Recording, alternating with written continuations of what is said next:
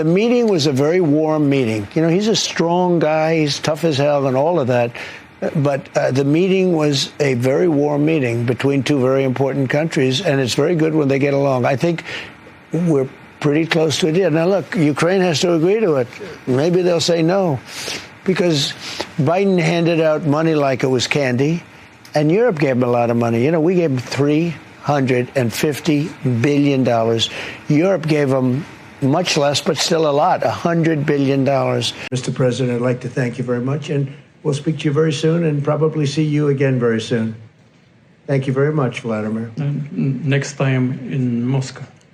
Oh, that's an interesting one. I don't know. I'll get a little heat on that one, but I could see it possibly happening. Thank you very much, Vladimir. And thank you all. And you cannot tie imperialism and racism and slavery to just one race, which is pretty much what every single exhibit does. But let's talk about the fact that when you tie slavery, let's talk about the fact.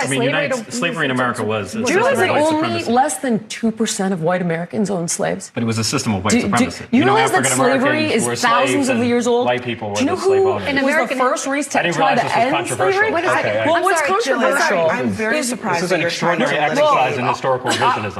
I'm really surprised. Revisionism. Do you realize that? Jillian, we took voters' intellect in New York for granted. That's why you have a candidate who has an unproven track record to govern as the front runner, and I'm glad he's asking people like Barack Obama for support and help. But you also were running people like Andrew Cuomo and Eric Adams, who I wouldn't vote for if they were running against Scott Jennings. Wow.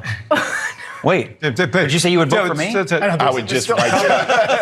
Do you think the rich white liberals who got Mamdani the nomination are indicative of where the Democratic Party is moving, trying to move it towards this more socialist bent? I know this because they've done the same thing in Minneapolis. They've done the same thing in Seattle. And I think for 28, could be a problem. New video obtained by Local 4 shows two men in a black car days before the August primary. A passenger starts handing ballots to an unidentified driver, who then stuffs them into the city's drop box, in total dumping 3 large stacks before driving away.